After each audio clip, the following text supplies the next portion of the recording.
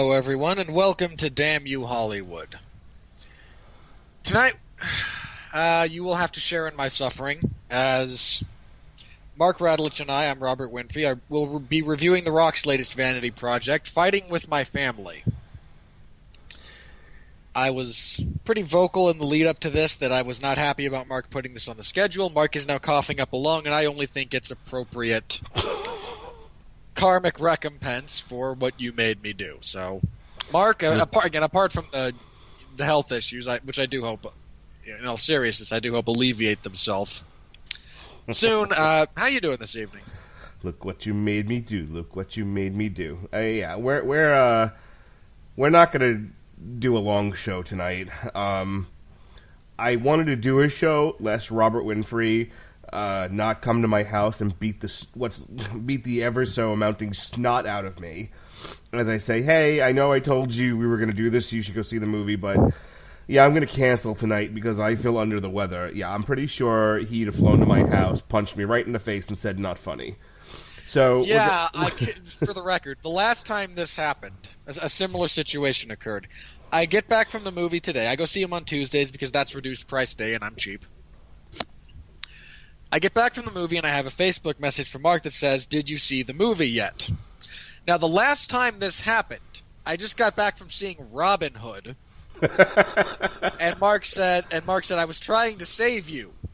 I saw it. I know it sucks. I feel like crap. I don't want to do a show tonight. Save yourself, young man.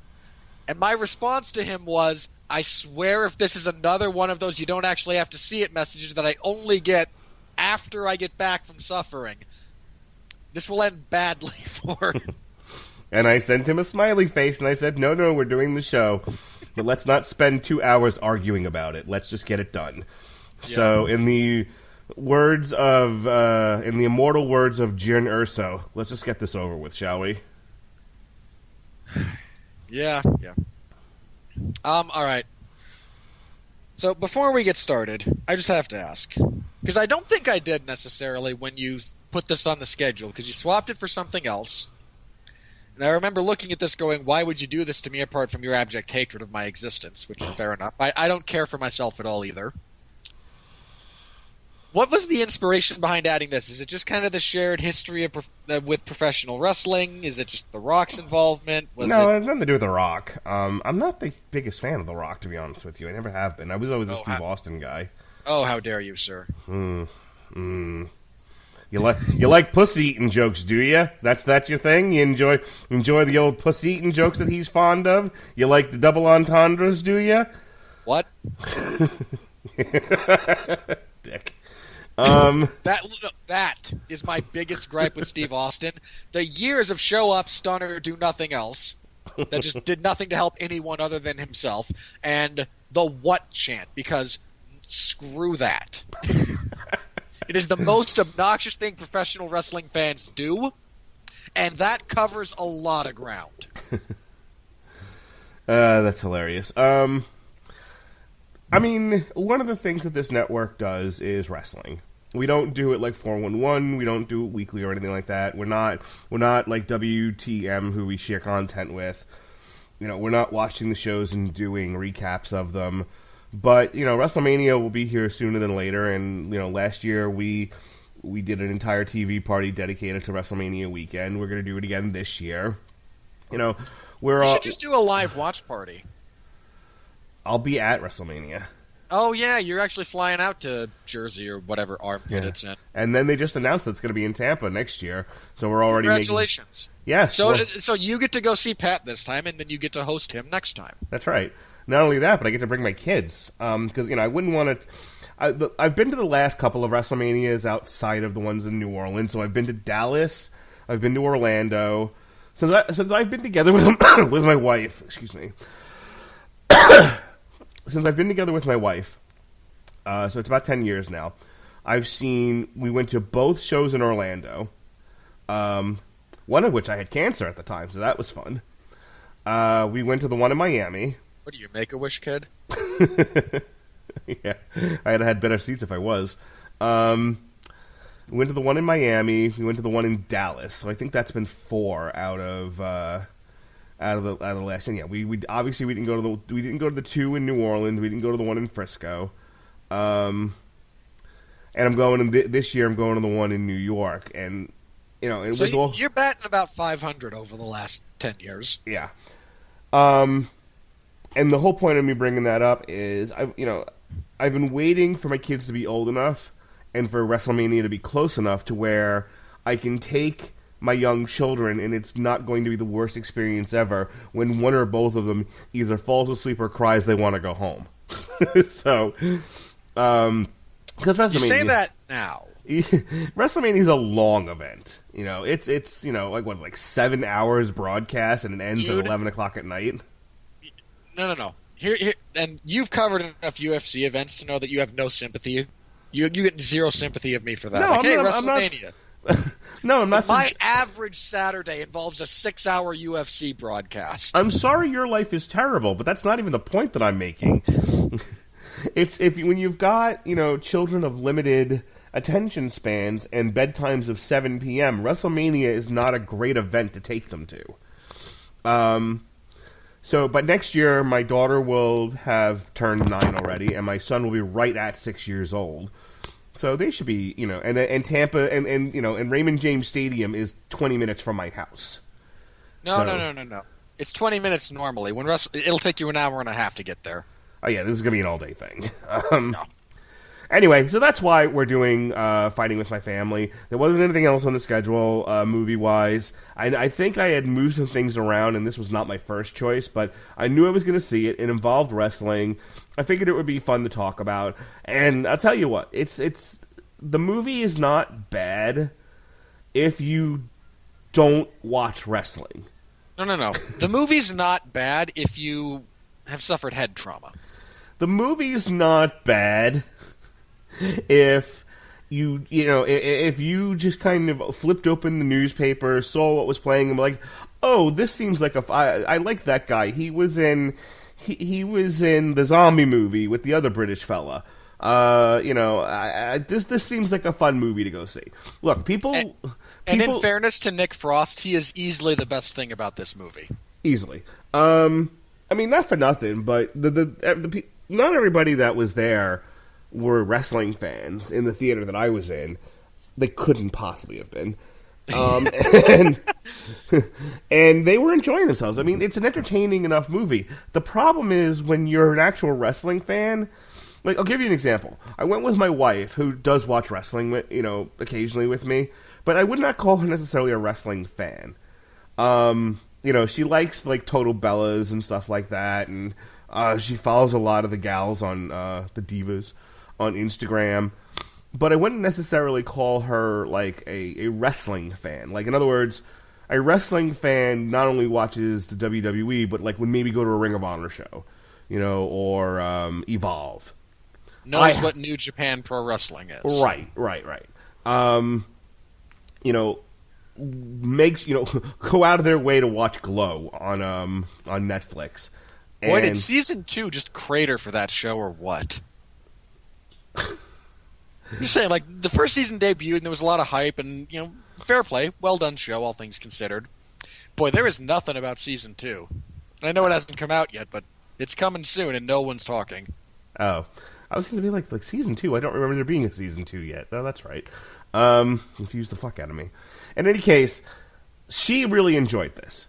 But she's also not going to nitpick at a lot of the stuff that is hard to swallow about this movie in terms of what wrestling is really like, or what this person's journey through wrestling, at NXT, and we're going to talk about that a little bit, was really like. So, if I can also say that this movie has at least 3 major structural flaws that I think everyone just kind of grins and goes along with, the people who are, because they liked things about the movie, or it resonated with them for whatever reason. And again, if you like this, I'm not here to belittle you. I'm genuinely, jokes about head trauma aside, serious.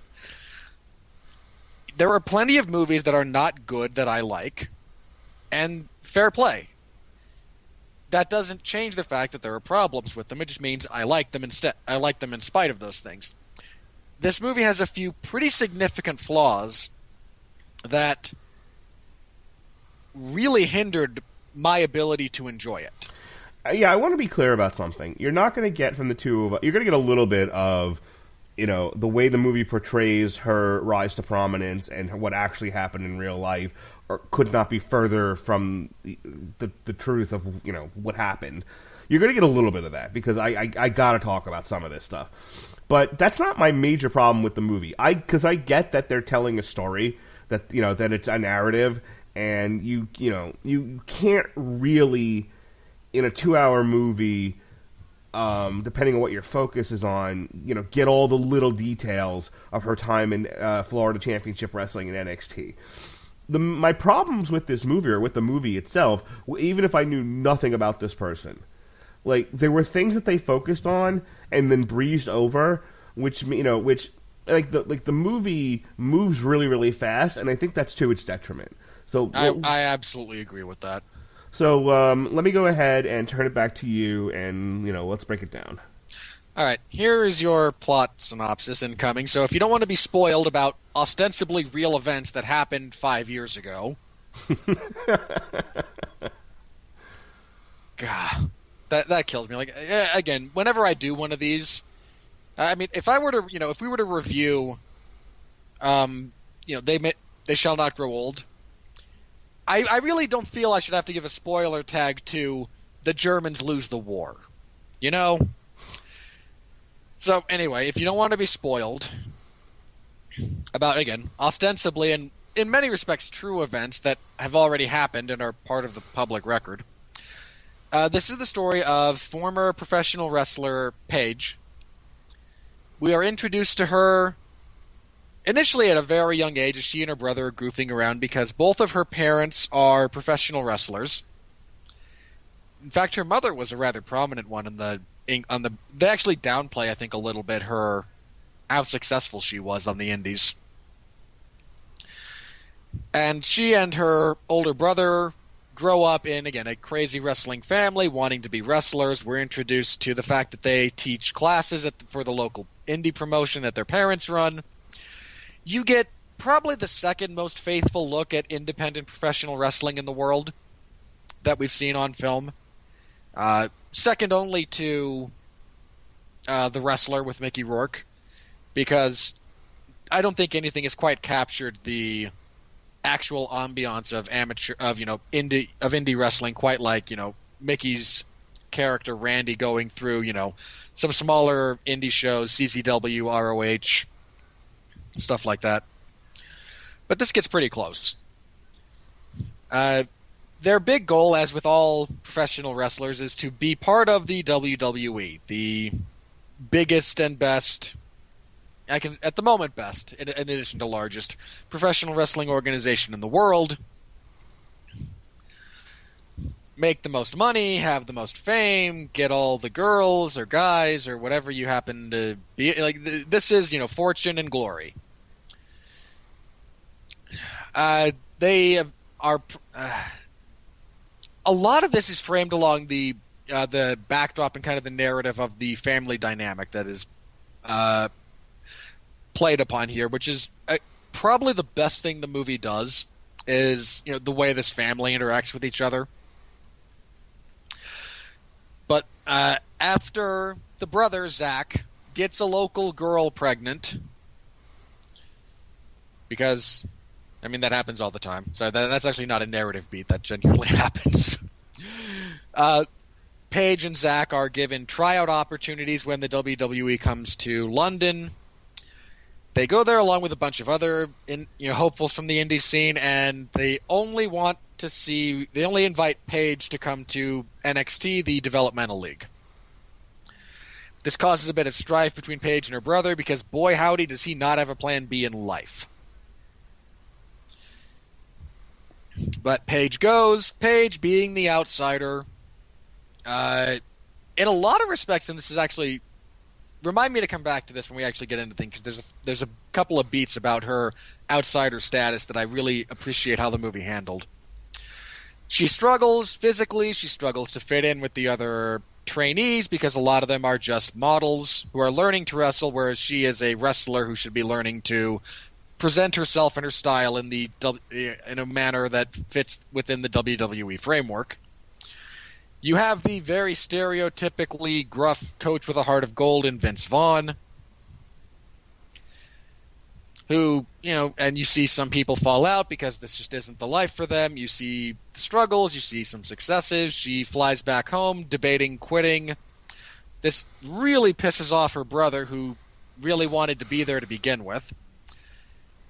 We get, again, a bit more conflict between her and her family, but her family eventually come to the realization that, really, if you don't want to do this, you are, in fact, still our family, daughter, sister, whatever, and you will always have a place here. But really, we all kind of know that if you turn this down for no good reason, you will never forgive yourself for it. So, making peace with this, she returns to Florida. Can I just say that the depiction of Florida is wholly inaccurate? Florida is not that great. Mark, I know you know this. You're a ridiculous human being. Continue. Yes, I am. I make no apologies for it, by the way.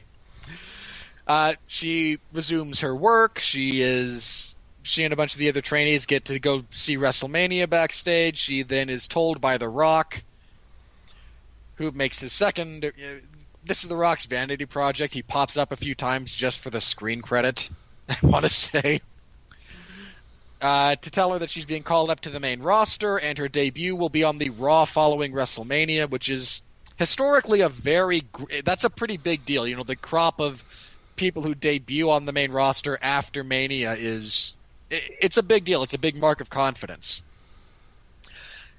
And that she will be competing with AJ Lee for the Divas title. She, as you always do in these types of stories, has a bit of a breakdown. Her brother comes to his senses, goes full Han Solo.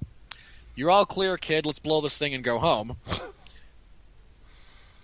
She goes out to the ring. She fumbles a little bit. She inevitably overcomes. She becomes champion. We then get as she celebrates in the ring, we get the the tiles over the post credits. That's a lot of Paige went on to be a significant portion of why we have the women's revolution right now, which is true. Her brother continues training and working with the local independent promotion, and has formed a tag team with his half-brother, step-brother, half-brother, I want to say. Yeah, same father, half-brother.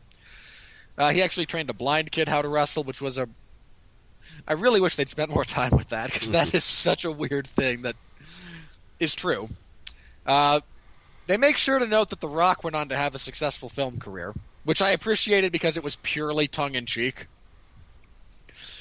And then over some of the ending credits, we get bits from a documentary that actually helped inspire the overall movie, and we actually see the actual match at the end, and close scene, everyone gets to feel better about themselves and is uplifted by the generic story of your outsider underdog who overcomes the odds to everyone's shock, despite this literally happening in every one of these stories. So, again, I know there's a few things I kind of glossed over there for the sake of just talking about the plot, but there's a few things that I think this movie does well, and there's a lot that I think falls very, very flat. But let's start with the positive for once. Very negative show here. Let's start with the positive. I've talked enough. So, what are your positive takeaways? You mentioned that you thought the movie moved over a lot of material too quickly.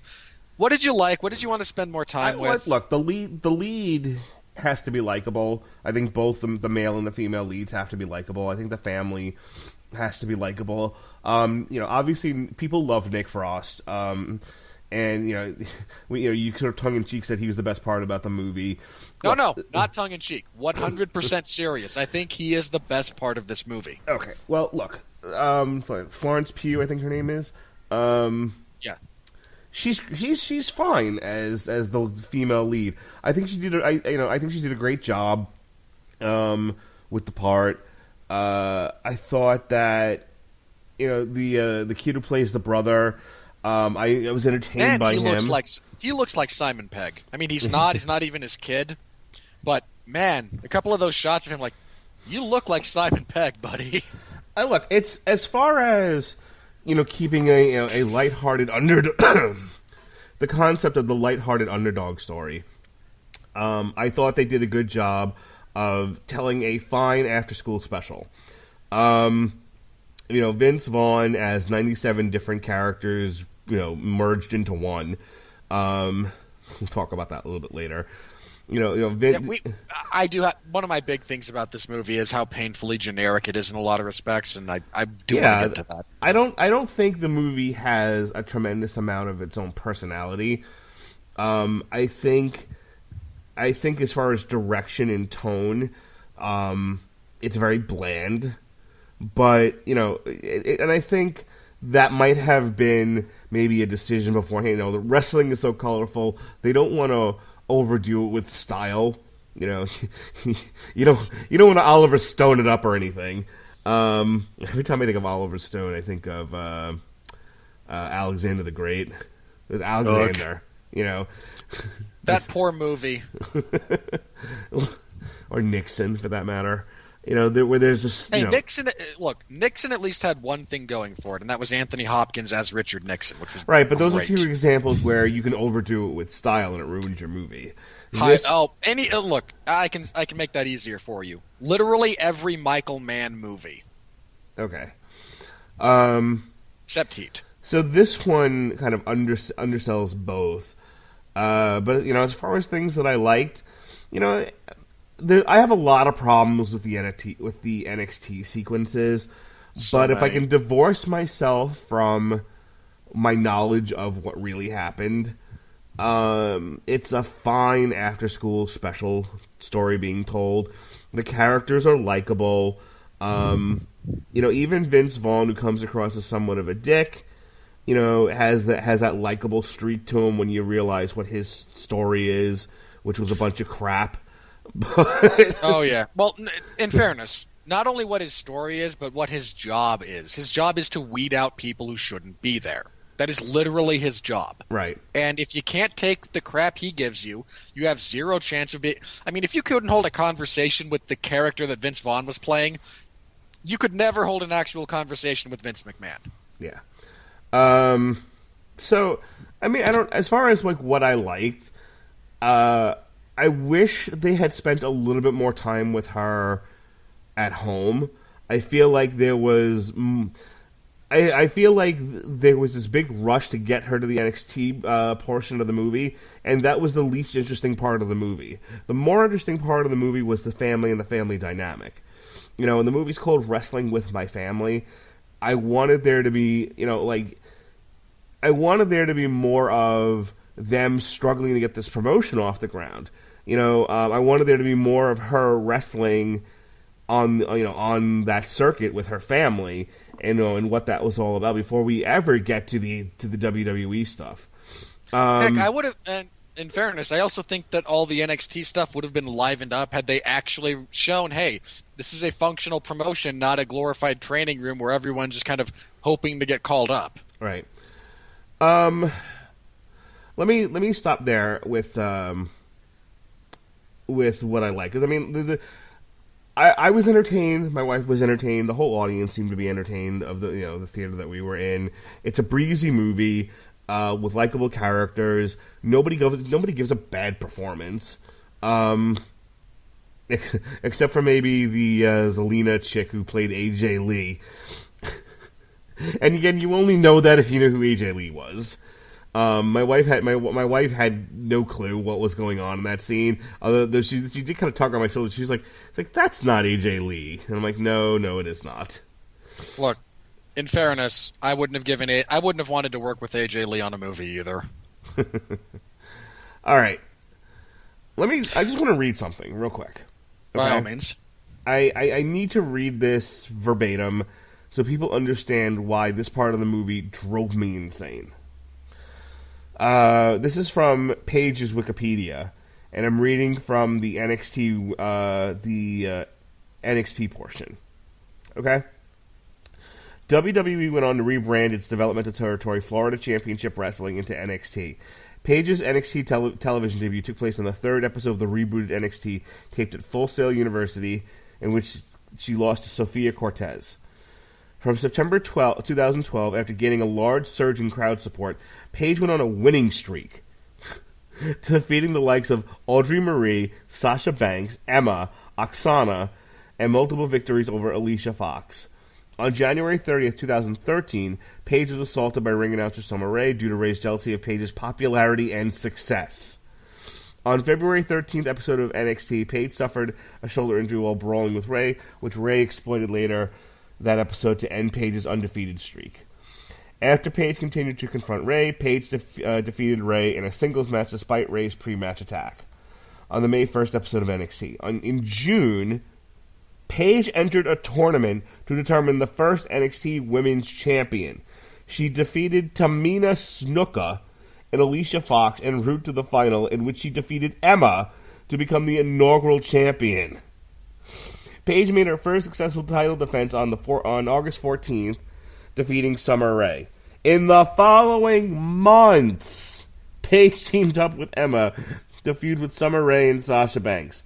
Paige successfully defended her title against Natalya on the December 4th episode of NXT, and Emma on the February 24th NXT Arrival. This was like their first takeover special. Yeah. On April 24th, Paige was forced to vacate the women's title because she won the fucking Divas Championship. Okay? Against AJ Lee the night after WrestleMania 30. That part they got right. So the movie portrays Paige as, as struggling to come out of her shell and having difficulties with her self-image, and seeing these models around her and comparing herself to them and feeling insecure. And despite all of that, they see something, Vince Vaughn sees something within her, The Rock sees something within her that, that is special, and they just need it to come out. And so to sort of force the issue, they put her in the ring against AJ Lee the night after WrestleMania, and she's, and it takes a slap in the face for her to finally get her shit together. And finally, in what was portrayed as a work shoot, she wins the title and then yells out the infamous line, "This is my house." Now, I just read to you 2 to 3 years worth of her minding her craft and being a champion and being comfortable in the ring. And then if you even watch the Raw the night after WrestleMania, she's not standing there dumbfounded, as a newbie wondering what the fuck to say. She did an entire bit with AJ. She's like, "Hey, I just came out here to congratulate you." And AJ went crazy and attacked her. And then minutes later, they really didn't have a match. It was like a minute or two later. That whole thing lasted like 3 minutes. Yeah, like a minute or so later, she rolled her up and pinned her. And AJ, had a meltdown. And I don't even think Paige yelled out, "This is my house" at that point. I think she was like, "Oh my god, I won the title." If she did, it was during commercial break, only for the live audience. Right. And so here's the, I can accept a certain amount of creative license, but that's such utter bullshit. Don't make the cumulative moment of her career the night after WrestleMania.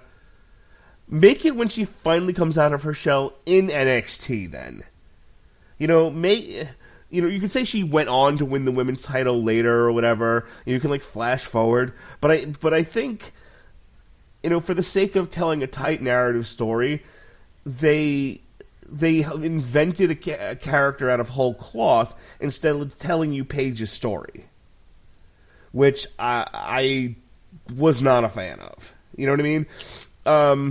I said before, I wish they had spent more time with her and her family, because I think that's where the story was. That's what people, I think, were interested in. If you're that interested in Paige's training, fucking go watch NXT. All this stuff is available on the WWE Network for how much, Michael? $9.99. But God, I just have to say this. Michael Cole getting a big screen movie credit made my skin crawl. I hate that man so much. Yeah. Occasionally I have daydreams of becoming a wrestler, and the first thing I do is attack Michael Cole. God, that would be great. instant babyface for life. If you just beat the I don't even mean a work. I mean genuinely shoot on the man. Yeah. No, he knocks some of his teeth out. He goes hard way through the table. Yes. Anyway, I beat Corey Graves with him. That's what I would do. Anyway. That would be so great. One of my major frustrations with the narrative of this movie is I don't know whether or not Paige came to NXT with a chip on her shoulder. Because in the movie, it's portrayed as, I'm a worker, I'm surrounded by models. I was interested to know, did Paige show up to Florida Championship Wrestling and just start handing out fucking potatoes and receipts? Because I'm interested if that's the case. Or did they make... That would be hilarious if true. I'm interested if that's the case, but, or was that just made up for the movie? If she really did have shit with some of the girls there, I want to know who the girls were. I thought it was... I looked at the cast for this, and... they invented, almost everyone else at that, in that facility with her. In the commercial, it looks like... it looks like she gets shit from the girl from Charlotte, and then I can't remember the diva. She wasn't a Bella. She was kind of Hispanic. She wore red. Eva Marie. Huh? Eva Marie. Maybe. That's not the one with the long hair and the long red hair. No, it's not her then. Eve Torres. No, Torres never had red hair. No. I'm saying she didn't have red hair. Oh, so yeah, Eve Torres, the one who had that crappy I really they did this whole stupid angle where she's dating Zack Ryder, but she really really wants some of John Cena because John Cena. Yeah. I'm thinking of Eve Torres. Okay.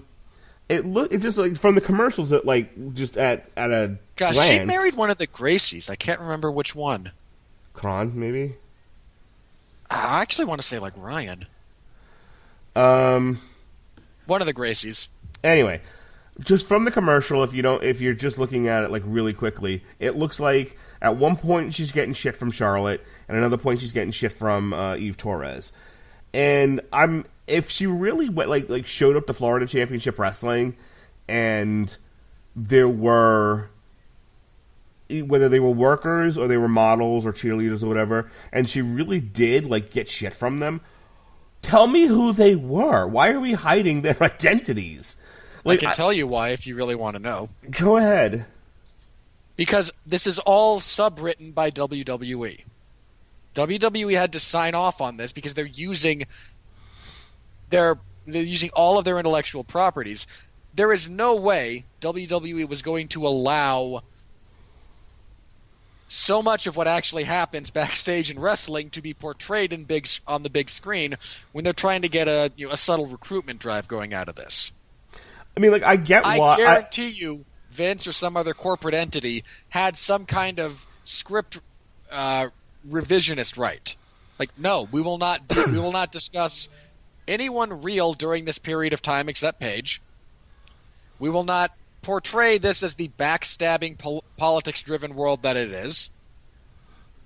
And we certainly are not going to recreate any of the, sex tapes she made. Well, obviously. But I didn't need to see any of that either. What I understood why Vince wants an amalgamation of Hugh Morris and a few other guys.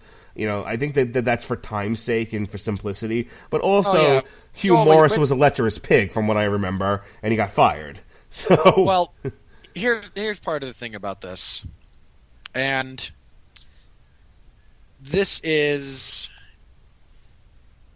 movie is, I think one of the things that it suffers from is that it tries really hard at various points to be your generic underdog sports story. Right. And, look, Mark, we are men. We live for the underdog sports movie in some respects. Stuff like Rocky, Miracle, it appeals to something primal in the human DNA, I think. Sure. And Here's the flip side. There are good versions of that story, and there are bad versions of that story. But whatever type of story you're telling, they always have a few things. You have the protagonist who gets their shot somewhat, not undeservedly, but somewhat inexplicably. It's always some kind of, confluence of circumstance as much as it is the work they put in. There's the moment when they decide, I can't do it, I'm going home. There's the person who kind of smacks him in the face and says, shut up, there are those of us who would kill to be where you are. Get your crap together. There is the gruff on the outside but secretly a softy coach. There is the support person or persons who show up at the last minute to express support. And the climax, which is usually success. Not always, but usually success. And there is a degree of success in what they accomplish in the big match, in the big game, in the big fight, whatever. Again, there's a million of these movies. Some are better than others. The problem is, with this movie, and one of the reasons I think it grafts on another archetype in the misunderstood young girl finds her way, is that there's all of those, again, Miracle, Rocky, Invincible with Mark Wahlberg to some degrees, best of the best. Yeah, again, longest yard, pick your poison, okay? I don't care. They get some inherent drama because their big drama and their big selling point in a lot of ways is the game, is the fight. There gets to be drama there. You don't get that in professional wrestling because it's a work. There's no, and this is one of my big gripes with the end scene that I want to circle back to. So to help kind of fill, again, some of the time issues and the narrative shortcomings that professional wrestling has if you try to graft it into the underdog story, they graft on outsider girl who comes to accept herself and the way whatever. And I don't think those two ever quite mesh. Again, I agree with you that the best stuff here is the stuff with her and her family. I think that is the best part of the movie. But it really does struggle because it tries so hard to follow the most generic sports underdog script imaginable. I mean, the structure of this thing, and in fairness, the vast majority of underdog movies like this, their basics, you can almost the old meme about I let Google read 5,000 pages of whatever and then told it to make one. If you told Google, if you gave Google a bunch of sports underdog stories and then said make one of these about professional wrestling, this is about what you'd get. Yeah, that's fair. It's a lot of paint by the numbers. Yep. It's a lot of the outline says now we do this. Okay, here it is. I wanted to. The last thing I'm going to say, and I'm going to let you have your final say, and then we can move on. I don't want to be I don't want to doing this all night, but you talked about the WWE's not going to, and I thought what you were going to say is they're not going to let you run current superstar, make current superstars look bad. Well, that too, but I'm very curious to know if any of her, because she says in an interview, I was doing some reading after the movie was over because I couldn't believe what I was watching, and she was like, you and I have spent enough time around professional wrestling to just know how sanitized this was. Oh, absolutely, but I think that's what my problem with it is. But to make TVPG, Mark. Make a long story short, if I could ever get there, I get the fact that she was talking about how in real life the women that she trained with were a lot meaner than the three girls that she deals with in the movie, and that's a pretty loaded statement. And I'm sitting here going, well, who were they? I was just, as you were talking, I was going back to the Wikipedia, and it looked like some of her contemporaries in Florida Championship Wrestling were Sofia Cortez, Raquel Diaz, Audrey Marie, and a few others. I mean, look, there's kind of a short answer that I can to your question about, well, who were they who were mean to her? She became successful, so whoever's not there now. And she made that point. That's just funny you say that. I know you are doing you and you're being facetious, but the reality is, like, she literally said in an interview, she was like, every single one of them either got cut or were fired. Only one made it to the main roster and was cut shortly thereafter. I'm like, okay. I mean, again, like, professional wrestling is a cutthroat business in a lot of ways. And if you're successful, and there are people who were, and I think there's a difference, and you can debate the level of individual jackassery that goes into this, but there are people who, if you're the old saying about be careful who you step on your way up the ladder, because you're going to see them on your way down. You look at her actual resume. She spent from 2005 to 2011, according to her Wikipedia, in the European independent circuit. Wouldn't that made a much more interesting story of her trying, of following her in the years that led up to Florida Championship Wrestling, instead of trying to make a half-assed movie about her time in FCW and then NXT? This more comes across as a propaganda piece for NXT than it does a biopic about her life. Yeah, because they had to get, again, there's two things. I think there's two things that play into that. One, they really wanted to make this and if you look at the principals involved, both The Rock and the director, Stephen Merchant, they do comedy, right? They do stuff that is more comedic.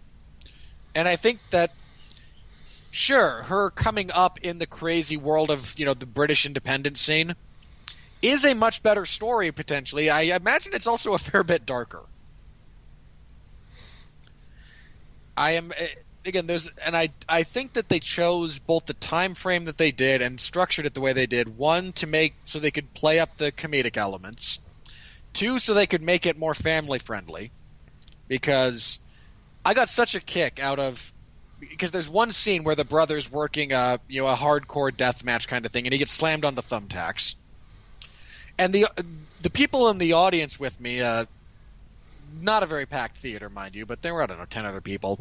Several of them, watching him, pick them out of his back afterward, were like, "Oh, this is horrible!" Like, that happened. Like, this isn't fabricated. That's a not uncommon occurrence. Here's Abyss. Like, I wanted, here's this guy getting slammed into glass and barbed wire and thumbtacks, and like, really? That wasn't even a lot of thumbtacks. I mean, and thumbtacks, they provide a great visual, but the ones they use are the short kind, so they'll stick in, but they don't even really get through the fat. No. They're not dangerous at all. All right, wrap up your thoughts here, and let's move on. All right, here's my big one. Again, apart from the horribly generic nature of this, let's talk about the final scene. The big, she gets her call up to the main roster. She beats AJ Lee. The way that whole thing is structured. This is my biggest gripe with the movie. The work shoot. Yes. Well, that, and again, I take issue with some of what they did in NXT because, again, like you brought up, there was a period of literal years when she was a very successful professional wrestler. They portray NXT more as like this bullpen, like this holding zone where, okay, everyone comes here and everyone trains and everyone gets the crap kicked out of them, and then when we think they're ready, inexplicably, despite only working one match during the entirety of her time in the NXT brand, now we know. Like, no, you bunch of morons. I genuinely think that even with the way they structured this story, showing the day in, day out grind of actual wrestling would have made this more compelling. Have a few of the people. I mean, they make a big deal about the cutting scenes, and fair play, those are big deals. But instead of having a bunch of people quit from an exhaustive workout, a few of them genuinely drop out because I've been slammed on my head every night for 5 nights in a row. Right. By someone who doesn't really know what they're doing. I don't want to be here. I'd rather be with my family. Or better yet, why don't you show things that really happened? Tony something or other. I almost said Tony Romo. He's still down in NXT, and it's because he fucking injured himself. Like, to the point where, like, his injury was, like, a big part of one of the NXT documentaries. And he actually wrestled down here in Tampa a couple of months back, and I actually yelled out to him, like, try not to injure yourself. The dude turned around, looked at me, and said, come on, man. Nice. Not since Triple H, said, you're fat, talk to me when you get a girlfriend. Wait, Triple H said that to you? Oh, yeah, I think it was 96, 97, somewhere in there. He was still doing the blue blood thing, and he came down, and I had front row seats at a house show. I remember this because Owen Hart would constantly turn around and interact with us. Owen Hart was great. He was in a tag match, and and when he wasn't in there, he would turn around and talk to the front row people, us, and he was like, "What do you want me to do next?" He's like, "Okay, let me get in there now. You want me to get in there now? All right, I'll get in there now." And then he would put his hand in a tag. But yeah, Triple H. I hated Triple H at this point. And he's coming down the aisle, and he's got the blue blood thing going on. And this might have been actually 97. I think he had just won King of the Ring. And I was like, how do you get that nose in the ring? How does your head hold that? How does your head hold up that nose? And he just stopped. And I'd never been that close to the ring before, so I didn't realize how many of them at a house show will turn around and acknowledge you. Yeah, house shows, they do that all the time.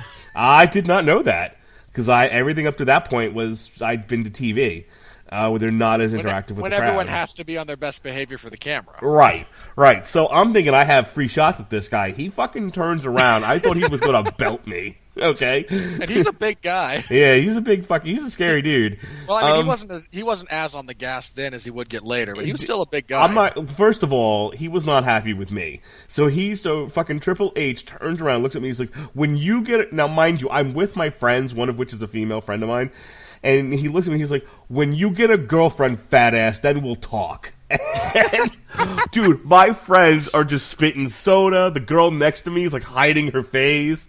I'm speechless. I'm like, okay then, you got me, bud. Oh god, that's funny. Anyway, hang on, just a real side story. So I'm living in Los Angeles and I'm playing one of the new WWE games on PlayStation or whatever. And the way the game is set up is that they all have phrases that they say while they're wrestling. And I'm wrestling Triple H at one point, and the whole house is quiet, the game's been quiet, and I'm half asleep while I'm playing. And suddenly I hear Triple H go why don't you just hit the gym, fat ass? I legitimately thought I was hearing the real Triple H for a moment. I was like, am I being haunted? What the hell, man? The ghost of that burn continues to echo in the halls of your mind. Yeah, it took me a minute to shake that one off. Okay. Anyway, here's my problem with the structure of the big climactic moment. And again, I think the NXT stuff could have been done better. Oh, I wanted to say this. I actually did like the fact that part of her outsiderness in NXT is her own fault, because it would have been. And I get your point that it would have been interesting if they'd actually thrown a few formerly contracted talent under the bus as being just the worst people in the world. I also did kind of like the fact that a lot of the chip on her shoulder is her own. She just brings that baggage with her and then has to learn to get over parts of it. And I appreciated that. Again, there are jackasses in the world. Try not to be one of them. But the entire structure of this final act, and you mentioned it as a worked shoot, and that's what really kills this for me. And I think there's also a better way to do this. So and this is part of the problem. They acknowledge very early, Vince Vaughn actually says, I mean, and again, you have to acknowledge this at this point, professional wrestling is a work, right? No one's thinking there's legitimacy in terms of the match outcome here. And again, that doesn't mean it's not a very, very physically taxing art form. It is a great piece of performance art, and when professional wrestling is done well, it is great. But there's no one's ever worried, especially within the context of this movie in a lot of respects. I mean, her brother goes into business for himself at one point, but that is more about his downward spiral than anything else. But it's presented as the work that it is, and credit, fair play. Again, we're not going to convince anyone that, no, this is legit. So when they then present the final match with this massive amount of ambiguity about the outcome, that boggled my mind. It is narratively inconsistent for them to have spent all this time. They show them working, and when I say working a match, I mean going over a match. Like Paige actually helps these, the four of them put together a tag team match that they're going to use to showcase their abilities. So we know it's a work. We know it's gone over. But for some reason, in this one instance, Paige is, the last person to know about her call-up. She's told by someone who's not actually an official with the promotion. And again, if The Rock wants to insert himself into a vanity project, fine. She's then not told what the finish is. And, I mean, this is just, it is so horribly, logically, internally inconsistent. And again, let me be clear. Here's how we can do this better. This is not hard. If you can keep the way her family and she find out about her call-up the way it is. Again, everyone knows weeks in advance who's getting called up for the post-Mania show, but fine. Narrative dramatic beat. Okay, fine. I can live with it. And that also keeps the great moment of Nick Frost hanging up on The Rock, which was great. Just, yeah, okay, you believe it's me now? Nah, bullshit. Hangs up. So if you want to keep that intact, fine. Don't tell the audience, that is us, what the finish is, but let's not pretend that Paige doesn't know. That's insulting to the audience. Have her read the script. Again, she shows up for Raw. Have her get the script notes. Have her talk, I won't say off camera, but, background or inaudibly with one of the agents for the match. So she knows what's going to happen, but she won't actually tell anyone else, which you're not supposed to. So when her brother stages the last-minute call to give her the emotional support she needs, because that's what you do, just tack on a brief line of dialogue where he tells her, you've got this, you're going to go get it, you're going to be great, thanks, and then have him go, so just between you and me, who's going over? And then have her response just be, I can't tell you. Watch and see what happens. Again, just the fact that you keep the protagonist in an already worked match in the dark about the outcome is insulting. Have it structured so that she knows, but the audience does not. We're willing to go along with this ride, but pretending somehow that she and AJ Lee were given free reign to not only call the match, but to call the outcome and months of storyline and build up on the fly is just beyond stupid. I mean, she doesn't even leave the ring through the gorilla position. She walks back through one of the entrance, through one of the what's the word? I don't go to enough stadiums. She walks back through a fan entrance. She doesn't even go back through the production area. Just again, because I know you need the dramatic beat around the match. Don't sell us ambiguity about the outcome of a match we all know is a work. That doesn't work narratively, especially if you put the protagonist. I mean, she's the big wrestler. She's the one presented as such. She wouldn't go out there without knowing the finish. Right. So, again, that whole thing just kind of fell flat for me. The way it's edited together is so bad. Because, I mean, this is the thing that actually happened. Right? You can find it on YouTube, for those of you out there who are interested. So they have to try and intercut actual raw footage, and I mean raw as in the television show, not raw as in, not done. I don't mean raw as in a state of raw or done. I mean the actual television show Raw.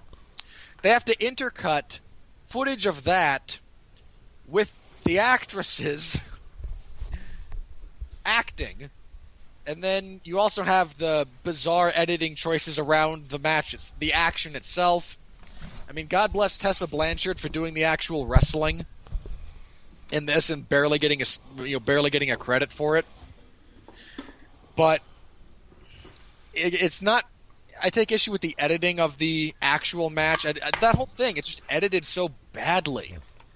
It's very jarring to go between, the actual footage from the event itself and then this footage that was shot for the movie. It just doesn't blend well at all. Can I, let me just say this. Is there a reason why they're going... It seems like they wanted to they had their cake and eat it too in terms of the way they presented certain things. Like, a simple thing. AJ Lee. AJ Lee was a punk rock girl, okay? She was with a punk rock boy, CM Punk, and they wore punk rock gear, and that was her gimmick. And if you're going to say that she wins the Divas title over AJ Lee, like, I'm okay with the fact that they use the girl who plays Zelina Vega in on SmackDown right now. Yeah, as she was available, or they think she looks like AJ Lee, or she blew somebody in production. Who cares? I don't care. Hold on. It's the mouth. Because AJ Lee has this disproportionately large mouth for her frame. And AJ's also Selena Vega is very Latina, and AJ isn't she Filipino? Maybe. I mean, she very, the structure of her face is very not the sharp Latin lines that Selena Vega has. But they both have these really wide mouths. They both look very ethnic. Okay. My point is, pick one. Either make the character AJ Lee and then dress her like AJ Lee, or say Paige beat Eve Torres that night, or Alicia Fox, or Giuseppe Yopepi, or who cares? And then dress her the way they dressed her. Because I'm looking at this, and she's like, here's the Divas Championship, AJ Lee, and she's wearing this sparkly, typical Divas outfit. And it was one of it's a minor point that, again, if you don't watch wrestling, you don't care. AJ wore denim cutoffs and fishnets. She wore Daisy Dukes in a t-shirt, for fuck's sake. Either dress her that way, and then I don't have as much of an issue with who they picked to play her, even though I laughed at it. Or don't call her AJ Lee. Call her some you invented 3 girls out of whole cloth. To be these girls that Paige picked on. Why not invent a Divas champion? Who gives a shit? But don't do both. Don't be like, we're gonna ascribe the name of the person. Everything we've told you up to this point is a huge fiction anyway. But by golly, we have to tell you who the real champion was. Get the fuck out of here. I don't disagree. All right. With that said, you ready to move on? Yeah. I mean, I don't think there's a whole lot else to say on the craft of this movie. All right, here we go. Here comes the money. Here comes the money. Here we go. Money talk. Here comes the money. Money. Dollar. All right, here we go. On a budget of $11 million at the time of this writing, according to the Wikipedia page, it's made about $8.4 million. Box Office Mojo has it at about 8.4. No, apparently this was not released in foreign markets, so it's only got a domestic gross. This went up. This was in limited release on the 14th, and then in wide release on the 22nd, and it went up again. Its big, major competition for that weekend was How to Train Your Dragon, which I believe was the #1 movie of the weekend. It was. Yes, How to Train Your Dragon 3, which I saw also with my kids, debuted at #1. Alita Battle Angel got knocked to #2. The Lego Movie 2 to 3. Fighting with My Family jumped from 41 to 4. So, once it got released in a crazy amount more theaters after that. Isn't It Romantic? 3 to 5. What Men Want? 4 to 6. Happy Death Day to You? 5 to 7. Cold Pursuit? 6 to 8. The Upside? 7 to 9. Run the Race debuted at number 10. The Oscar-winning Green Book fell from 10 to 11. Glass? 8 to 12. The Prodigy? 9 to 13. Total Damal debuted at number 14. Gully Boy fell from 11 to 15. The Oscar-winning Spider-Man Into the Spider-Verse, 12 to 16. Aquaman, 13 to 17. Vice went up 24 to 18. I think some of these are because like I know AMC was playing a lot of the Oscar contenders in theaters, like they were running them as marathons and whatnot. So I'm not surprised to see some of these back in the top 20. Vice, like I said, is 24 to 18. Bohemian Rhapsody, 17 to 19. And A Star Is Born, 21 to 20. I mean, this week coming up is nothing. It's Greta and something else. And then after that's Captain Marvel. It only has to make $22 million. I think it'll get there, but just barely. I'd agree with barely. I mean, I know there was a big push from this, and there's been a lot of... And in fairness, a lot of the people who have seen the movie seem to have enjoyed it, but I don't think this thing has the necessary legs. This thing just kind of fell very, very flat upon arrival. I mean, it's a niche film. You know, Very. I mean, it's a indie film produced by The Rock about wrestling, or about a wrestler. You know? Yeah, and it's not done well enough to be an indie film about wrestling like The Wrestler that actually, like, again, touches on, that dives into material and is a very, very expertly crafted movie. This is just kind of there. Well, again, I think beyond that, I mean, like, certain indie films get buzz. Like, they're so good, people are like, oh my god, like, you got to check out this movie that no one's ever heard of. You know, it's two gay cowboys eating pudding in a wrestling ring. Okay, apparently, like, the new hip thing is to go see two gay cowboys eating pudding in a wrestling ring. I'm gonna go. You know, this doesn't have that kind of buzz. I mean, for those, I think it happened to be in theaters at a great time because there's not a lot of competition. There's not a lot going on. Again, the audience for How to Train Your Dragon, not quite the same as Fighting With My Family. It's just February this year was dog shit. You know, I remember a few years ago, February had Deadpool in it. You know, I all I heard was you say that February is dog shit, and then you cited Deadpool, which was also dog shit. Your mother. So I'm trying to look at last year. For those curious, you can listen to the review of Deadpool where Mark and I discussed that at length. I mean, last year, okay, February 2018, this better, it had fucking Black Panther. Yeah. You know, I'm just looking at our calendar. Oscar-winning Black Panther. Right. Identity politics. Hang on, I genuinely don't know what it won for. I know that it won something. It won for identity politics. That's what it won for. Fair enough. I was looking at my calendar. There couldn't have been anything in the movies last year because the only thing I have on my calendar for a Damn You Hollywood was Black Panther. Everything else was TV parties and on trial. Brief in fairness to Black Panther, there were some technical aspects of that movie that were incredible, but so I mean, it's positioned well, but it's going to be quickly forgotten about. Like I said, it's got one more week to make all the money it's going to make, and then that's it. Nobody, by the time Captain Marvel comes out, that's all anyone's going to go see. I mean, and then Captain Marvel is followed by Wonder Park, which is a big kids release, and the week after that is the big African American horror movie Us. That'll have a fairly decent audience, and then after that is Dumbo. And then we just keep running. Which should crater. Nobody see Dumbo. No. Stop. Don't. You're not. Don't see. Here, you know what your problem is? You're cheering for the movie to fail, which I don't have a problem with. Cheer all you want, but you're not being realistic. You know, people. It's Disney.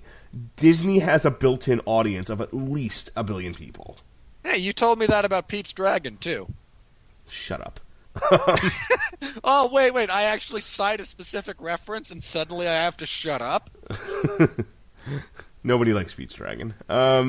Yeah, that's the point. Like, look, Dumbo, you're full of crap if you think there isn't an audience for Dumbo as compared to Pete's Dragon. Hold on. Fair enough. I don't think it's going to do as badly as Pete's Dragon. I don't think it's going to do Beauty and the Beast either. Okay. I didn't say Dumbo was going to do $1 billion. That's going to be Aladdin. I don't think Aladdin's going to do $1 billion. Yeah, well. I mean, it could have, but man, Will Smith as the genie just looks bad. Okay. Okay. You're now pressing a button for me because I'm getting fucking tired of this. These companies, these movie studios release trailers and I don't know why, but the special effects in the trailers never look as good as the finished product. I am aware of that. It always looks, but everyone's like because a lot of the criticism of Captain Marvel that I've been reading is, the special effects in the trailers look like crap. They're not a finished product yet. Yeah. In fairness, if your biggest gripe about Captain Marvel is there's a handful of these special effects that look bad, that's something, guys, you do have to wait for the movie. Part of the reason they release these things the way they do is so they can gauge the reaction to some of the effects. They can touch up a lot of the digital stuff. I mean, I feel like Hulk and Ragnarok look like crap too in the commercials, and he looked fine in the movie. Yeah, he looks better in the movie than he did in the commercial. No, he looked so bad in those trailers. Like, I watched the Hulk and the Ragnarok trailer and went, really? Yeah, it looked animated. It looked so bad. It looked like fucking Who Framed Roger Rabbit? You know, it looked almost as bad as the Edward Norton Hulk from The Incredible Hulk, and that looked bad. I'm not just saying that to push your buttons. I genuinely mean I thought that version looked terrible, and the Ragnarok. Nothing was as bad as the Ang Lee Hulk, which literally does look like fucking an MS Paint blob gone crazy. But whatever. My point is, I'm just like tired of hearing about special effects in commercials, as opposed to when you actually see them in the feature. If I might rephrase to potentially better suit your tastes. I do think the genie looks terrible in the trailers. I acknowledge they can change that. They can touch it up. I think the style that they are choosing to animate him with is the problem more so than the refinement. Okay. My counter to you is Will Smith. Will Smith has an audience. People. He has a likability. Does he? He has a likability. Yes, he does. And Really? He has I'm going to try one more time. He has high likability quotient, and his likability is so good that he can appear in a shit movie like Suicide Squad, and they were already willing to throw him his own movie. I think there is a massive disconnect between what people are willing to pay for Will Smith on the production side of things and what Will Smith is actually worth in 2019. But I'm not talking about how much we're going to pay him for a movie. We're talking about who's going to go see the movie. You got to remember, anything that was produced, for the most part, with maybe the exception of Pocahontas, Identity Politics, during the Disney Renaissance, has a huge audience. At least three generations of audience. Now, Beauty and the Beast had the princess thing going for it. So if they ever do like Little Mermaid, or when they get to Mulan, they will absolutely do Little Mermaid. Especially the princess stuff during the Disney Renaissance does $1 billion easy. There's no question. But Aladdin was well loved during that time. Now, part of it was, Robin Williams' likability quotient, and how funny he was in that movie. But I mean, it's not like people don't sing, not Tales of, that's Beauty and the Beast. The fucking song from Aladdin. I mean, You've Never Had a Friend Like Me gets a lot of play. Whole New World. That's the one I was thinking of. Okay, Whole New World, is still very popular. Even among like generation and my kids' age. So I think Aladdin. I'd be surprised if it doesn't do $1 billion. It's going to be one of the top 10 movies of this year. Don't you worry about that. I agree that it will be one of the top 10. I do agree with that. Here's my counterpoint to your discussion about Will Smith having this massive ingrown audience. I like how we're having a debate about Will Smith in a review of how of fighting with my family. By the way, We go weird places. Okay, just a few things. Because Focus bombed, Concussion bombed, Collateral Beauty bombed, Bright largely bombed, although Netflix exclusive, so there's metrics that we're not sure of. Those are his last 4 major. I mean, and Suicide Squad was a categorical disappointment. Was not a financial failure though. It nearly was. No, it wasn't. It relative to what they wanted it to be. Okay. They wanted it to be $1 billion. What the fuck does that mean? My mistake. No, I genuinely had forgotten. You're thinking of Batman vs Superman. That too, but no. Mostly I was thinking of Justice League because, haha. But no. Suicide Squad. I forgot how much of its take came from overseas because it did fine worldwide. It just was a pretty significant disappointment domestically. 7 Pounds, Men in Black 3. Like, his last several movies have not done what people, I think, expected them to, and I've yet to really figure out why people haven't realized it's not box office gold. I will give you, he doesn't have, the carte blanche to do any project and it make money. He's not at that level anymore. He's not like the Tom Cruise, no matter what he's in, anyone will go see him. Because kind of a thing. But here's the thing: late '90s to early 2000s. Yeah, that man was he was box office gold. No. Here's what I'm saying. Okay, just go with me on this for a second without interrupting. He doesn't have the Brie Larson thing going for him. He's not hated as a person. People might not have liked his movies of late. He's picking shit for whatever the reasons are. But there isn't a large conversation of among people going, Will Smith is an asshole. Will Smith is out there saying blah blah yakety schmackety, and it upsets me and offends me. Fuck that guy in his movies. There's not a lot of. Okay, I agree with you about that. As a counterpoint, Aladdin comes out in May. There's plenty of time for that to change. No, I don't. That's all I'm saying. Will Smith is Hollywood royalty. He knows better. He's also not an entitled. You'd like to think so. Look, he's a middle-aged black man who has had enormous success in Hollywood. He knows where his bread is buttered. He's not an entitled white woman who got an Oscar and then was offered a fucking Marvel role. Okay, there's a huge difference. Yeah, man. Oh, who's that comedian that everyone loves that I hate? Kevin Hart. Kevin Hart's a middle-aged black man, too. But he got in trouble for jokes he said years ago, not for something he said recently. Yeah, and you don't think if we go back through Will Smith's... What are you doing? Fucking opposition research on Will Smith now just to tank Aladdin? I want to see you do it. Now I'm dropping the gauntlet at your feet. If I wanted to do opposition research, let me put research in air quotes, and I'll do what every politician does. I'll just make shit up and see what sticks. Because I guarantee you, I could find something... I could manufacture something loosely plausible enough to not be actively disproven and then just let everyone run with it. Will Smith is a racist, a communist, and a homosexual. That's what it is. Look, that would actually increase his Q rating. Let me find a picture of him shaking hands with Donald Trump, and that'll do it. Fantastic. Are we done with this? Let me think for just a minute, because point being, I agree with you about Aladdin. It's going to make a lot of money.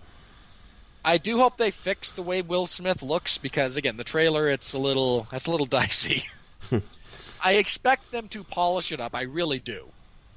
I'm just not a fan of the style that they have animated him in. I'd honestly rather they just went full CGI. Speaking of Who Framed Roger Rabbit, honestly, they should have just reused Robin Williams' performance as the genie. Oh, God. I miss Robin Williams. Yeah, I think that's it for the money again. We're in the doldrums. Nothing from these last 2 months is going to matter in 3 months. All right. Before I completely cough my lungs up so I can go to bed here, Robert Winfrey, I've got a question for you. Please don't talk over the sound.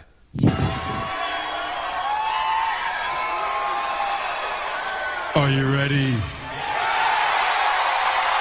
No! I said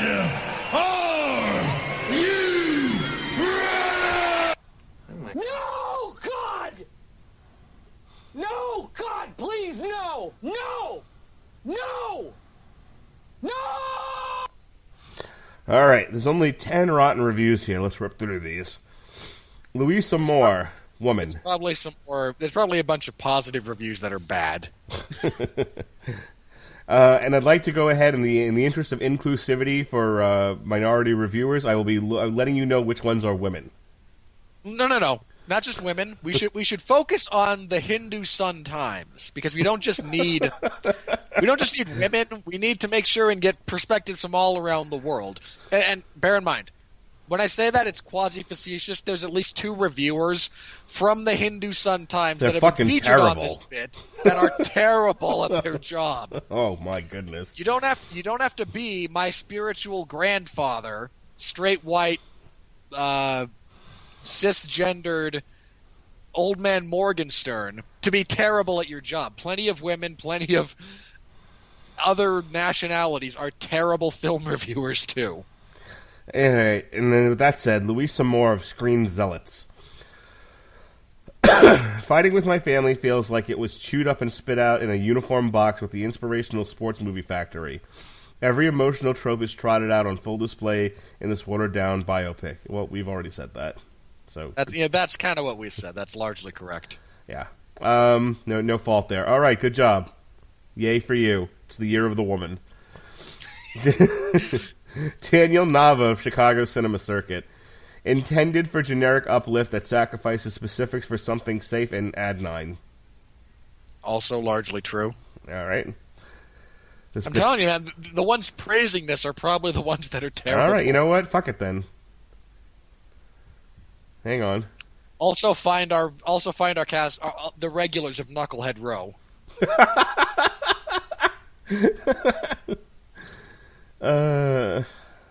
You know what? Hang on. I'm just going to read the top critics. Okay. They all came to the same conclusion we did. This is not very good, but largely inoffensive popcorn material. All right, 24 top critics. Here we go. Bring me the head of Roger Moore. James Berardinelli, Real Views. Fighting with my family is as likable as it is generic. Pugh's performance is the best thing about the movie, but the story, despite Merchant's comedic flourishes, feels stale at times. Nick Frost is the best thing about this movie. I'm not saying that as a bit. I genuinely think he's the best thing about the movie. Florence is perfectly acceptable. As long as you can not pay enough attention to the wrestling scenes to realize that, oh, that's Tessa Blanchard, who has a very, very different face from Florence Pugh. Yeah, I mean, her nose is completely different. Yeah, honestly, I knew Tessa Blanchard was her body double, her wrestling double, but I didn't notice it enough in the film. So, I mean, their upper bodies are a dead giveaway because Tessa's jacked. Moira McDonald, Seattle Times. Resist at your peril. That doesn't even make sense. You're a top critic, and that's your... What? Barry Hertz of Globe and Mail. There are a few shocks along the way, but all the obligatory ups and downs are given decent weight by Pugh, as well as Nick Frost and Lita Headey as her beyond-the-mat parents.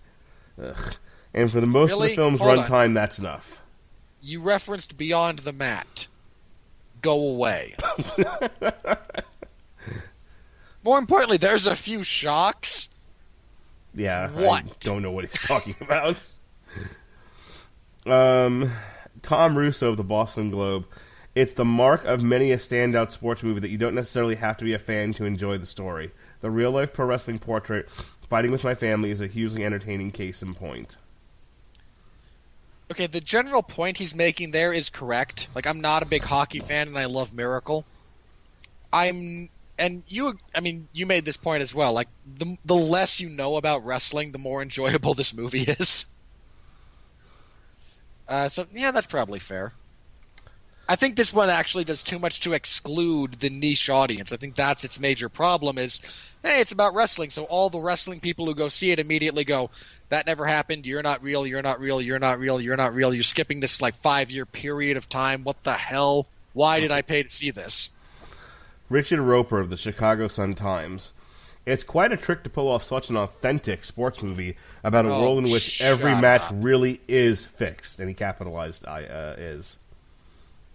Oh, really? You, my good man, know nothing of the world of professional wrestling if you think this was authentic.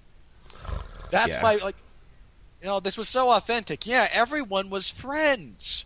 All the girls got together after their after their misunderstandings, and they became best of friends. There was no backstabbing. There was no political maneuvering. There were no injuries in the ring. These aren't things that happen in professional wrestling, clearly.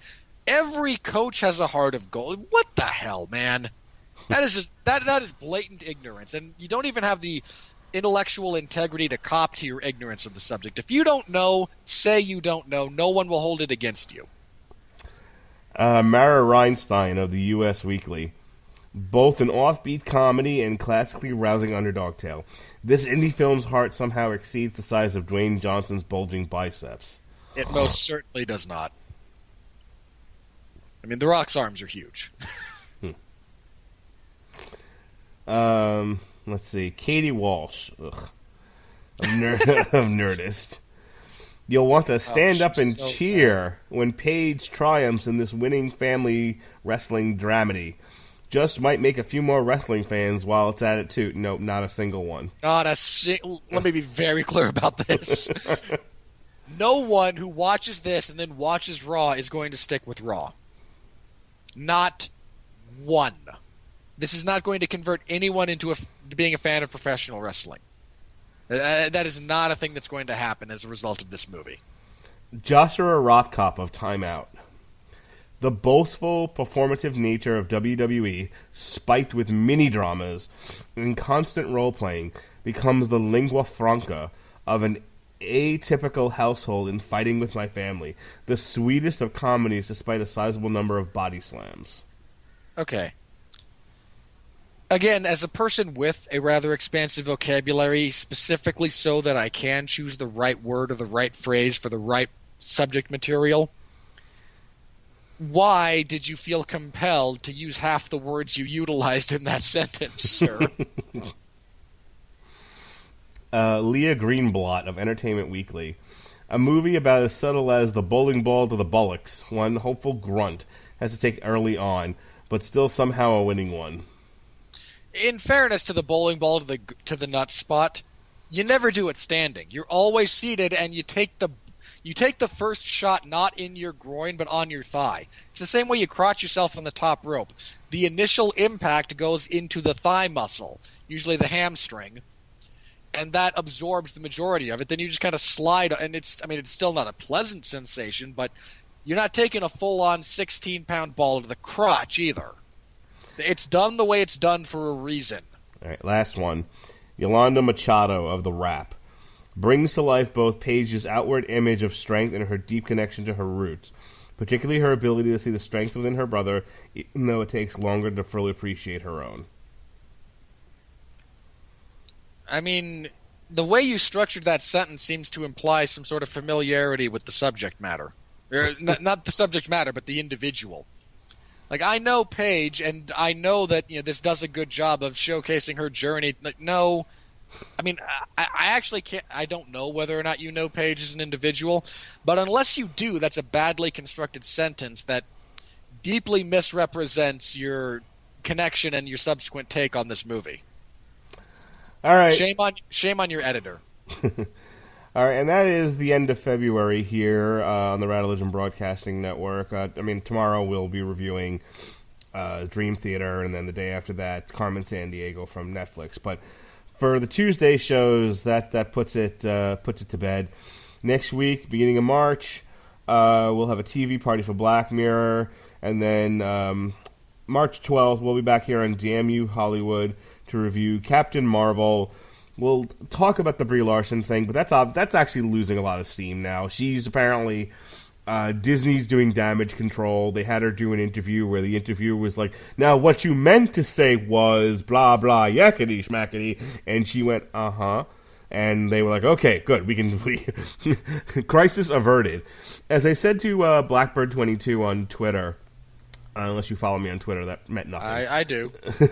But we were having a conversation about the Brie Larson thing, and I said, the difference between this and the Ghostbusters fiasco is that Disney didn't fucking, turn what was really a minor thing that, that could easily fixable into the marketing strategy for the movie.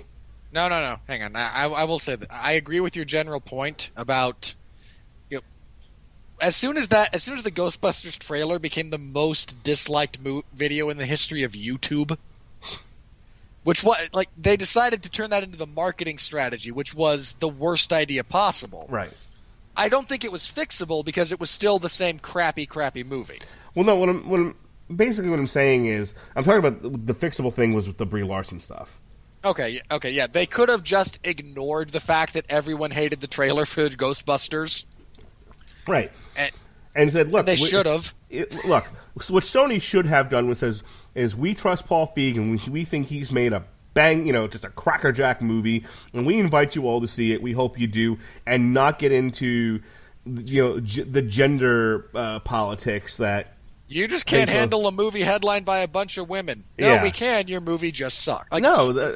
Your movie's just terrible. The stand by the movie, stand by the actresses. Shut up! Don't say anything else. That really should have been the end of it. Don't turn it into a thing. Do not turn this into a thing. Right, and Disney smartly didn't do that. They they tackled Brie Larson to the ground and said, "For the love of God, stop talking." And then they said, "Look, we're going to sit you in front of a guy. The guy's going to say, what you meant to say. You're going to agree that that's what you meant to say, and then shut the fuck up." And that's pretty much what happened. Aside from that, you had people basically going on Rotten Tomatoes. And like I said, we'll get into a little bit of this when we review the movie. But basically, I read a bunch of them, and it was essentially, the trailer looks like shit, I'm not going to go see this. Brie Larson sucks, I'm not going to go see this. I'm not interested in this character, I'm not going to go see this. Bring on Black Widow. And then Rotten Tomatoes took it down. Right. But if you really want to laugh, if you really want to see how an open platform like YouTube can be taken and used Bear in to mind, just perpetuate nonsense. Open is in serious air quotes there about YouTube, by the way. Well, anybody can go on YouTube and put stuff up. And as I've been watching these Brie Larson videos, you can say any crap and get away with it. Sort of. No, you can. Well, okay, let me rephrase. They're less stringent about just removing things they don't like. Do you know how many videos I've seen that said that the Marvel Cinematic Universe is going to go bankrupt because of this? Okay, those people are morons. That's my point. No, I don't want to get into my issues with YouTube at the moment, so never mind. Yeah, I know where you're going. It's a more nuanced conversation. Yeah, I know where you're going, and that's not what I meant. Fair enough. That's completely fair. The cottage industry of Brie Larson has destroyed the Marvel Universe as if it's already dead and not making money. Just after Black Panther makes $1 billion and wins an Oscar or two. Just after, Infinity War makes $2 billion. And Endgame is about to make another $2 billion. And bear in mind, and Infinity War should have won a couple of the Oscars that Black Panther did. But whatever, but yeah, there's an entire cottage industry of videos cropped up saying how basically the Marvel Cinematic Universe is now following in the steps of Lucasfilm and is going down the shitter. That's terrific. Profoundly untrue. If for no other reason than because, look, part of the problem with Star Wars was A, George Lucas is not a human being, as we have discussed at length. B, George Lucas is a terrible writer. He's a wildly imaginative person, but he desperately needs a competent editor. All the success that the original Star Wars movie spawned should not lie at the feet of George Lucas. It should lie at the feet of his ex-wife. The point being, because she saved that movie in the editing bay. And I keep saying we'll talk about it then, but at this point, Damage Control has stepped in, and there's been some changes that have happened, and the whole Brie Larson hates white people thing, which wasn't really a thing to begin with. I was making fun of it largely, because people were making it into a thing that it wasn't. Watch Has it turn pretty out much to be true, though. Like, just, as a joke, like after the movie releases and makes its money, Brie actually comes out and, no, really, I don't care for the white people. She can't, though. Dude, you don't understand. She signed for, like, 1 or 2 more movies. She can't say shit like that. If she gets fed up, she will, and they'll just recast her because they can. But I would love for her to do the old Kurt Angle bit where, Kurt Angle's, I'm not a big fan of the black people. I would love for her to just do a riff on that with, like, Oprah. Oprah, I'm probably not supposed to say this, but I'm really not a fan of, the honkies. It's funny. One of the guys on I identify as a 40-year-old black woman who's a multi-billionaire, and I would like to be you. Funny you should say that. So one of the comments on Rotten Tomatoes, which has now been taken down, was and this person is not everything wrong with comic book fans, but close to it. Was like, why do they have to use the Carol Danvers version? Bring on Monica Rambeau, who was the Black Captain Marvel. I don't know if you remember the Black Captain Marvel at all, but she had like jerry curls. She wore like a silver top and black leggings. Okay. Are you familiar with this character at all? Not at all. Anyway, yeah, this person really knows his comics, and was and saying like, I don't understand why because for years now the Captain Marvel has been the Carol Danvers iteration. There hasn't been the black one. I don't know, since the 80s. Okay, look, man. You're the type of comic book fan who's really hoping for the Dog Welder adaptation. And don't get me wrong, I love me some Dog Welder, but come on.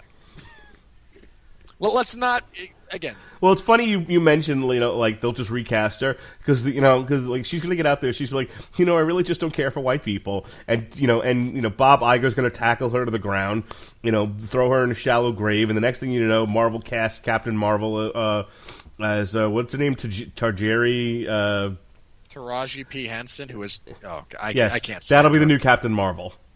I cannot stand her. Good for you. Bear in mind, as an actress, okay, this is not I've seen enough of her stuff to go, I do not care for your work. How about Tiffany Haddish? I don't know who that is. She was the lead in Night School. That is of no help to me. I don't know. She's been like 1,000 movies recently. She's like she's the other black chick that's in everything that isn't Tajiri Penson or whatever the fuck her name is. Okay. All right. Wow, I wanted to be done with this 45 minutes ago. So, moving right along. We'll be reviewing the Netflix biopic with Jesse. He'll be on the show to discuss it with us. The Dirt, which is the Motley Crue biopic. If you thought I was miserable during this review, just wait for that one. I am just going to sit here and simmer in a pool of my own misery while you two wax poetic about the days of Motley Crue. Oh my god, I can't wait for that show. And then finally we close out March, April 2nd, with the aforementioned Dumbo. And that is all the news that's fit to print. As far as anything else myself and Mr. Winfrey will be doing, he'll be on TV Party Tonight. Okay. The other thing about Dumbo? It's being directed by his name just escaped, Tim Burton. Yeah. That is not a guarantee for success. Tim Burton's a wildly divisive director. No, but on the other hand, on the other hand, Alice in Wonderland made $1 billion. Sure, but the sequel failed miserably. And what does that have to do with The Price of Tea in China? I don't even think he directed the sequel.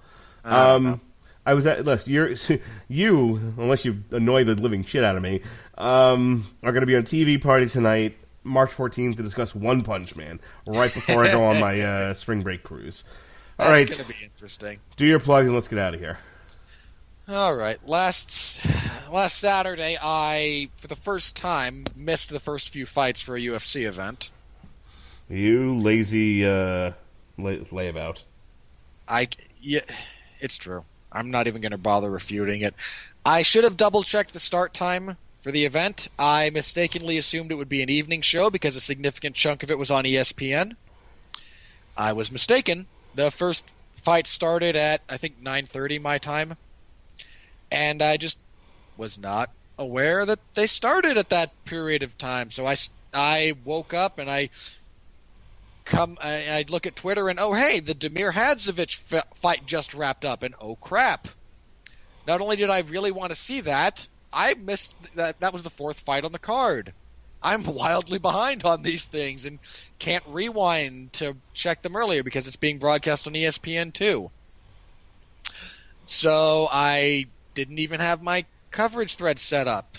So I had to rapidly assemble everything in the couple of minutes between that fight and the next one.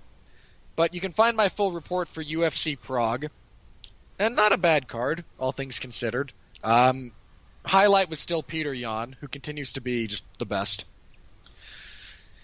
This Saturday, I will be covering UFC 235. John Jones is fighting Anthony Smith as of this recording, but there's still a few days, and it's John Jones, so one never knows.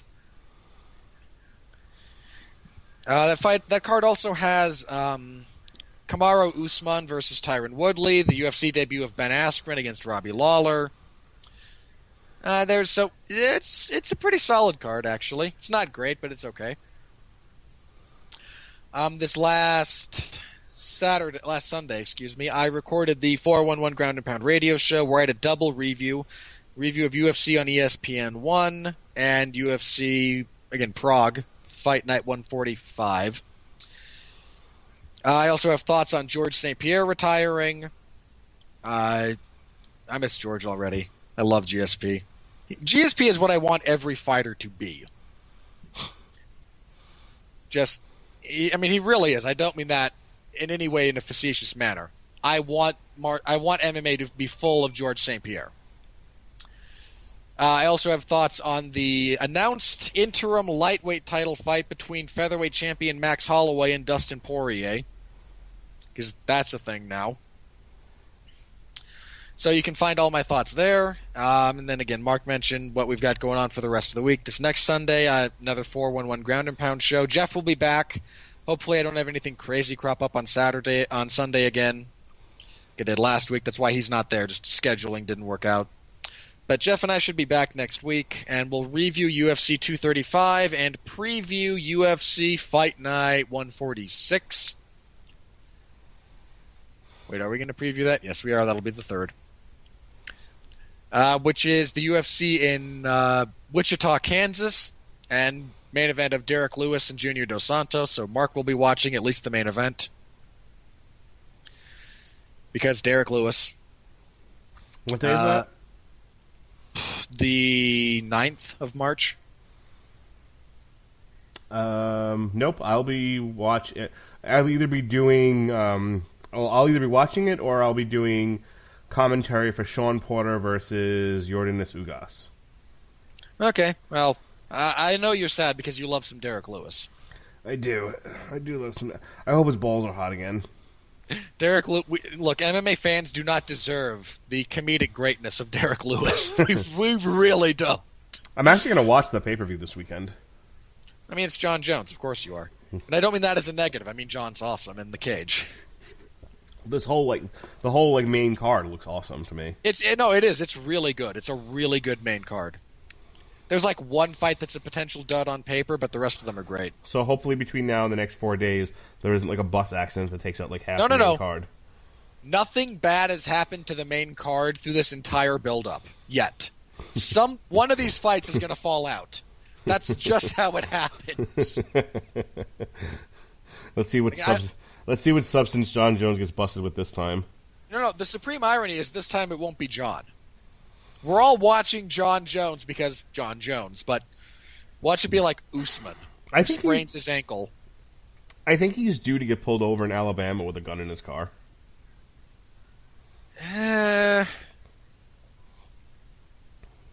No, this one's in Nevada. He doesn't have to worry about driving through Alabama. If they ever send him to like Georgia, yeah, there's a real chance. But not for this one. So but again, so we're watching and waiting to see which fight falls through. But yeah, it's a good card. Anyway, that kept you longer than I think we wanted it to. But all right, folks. Thank you for joining us here on Damn You Hollywood. We hope to offend you sometime in the near future. Da da da da da da.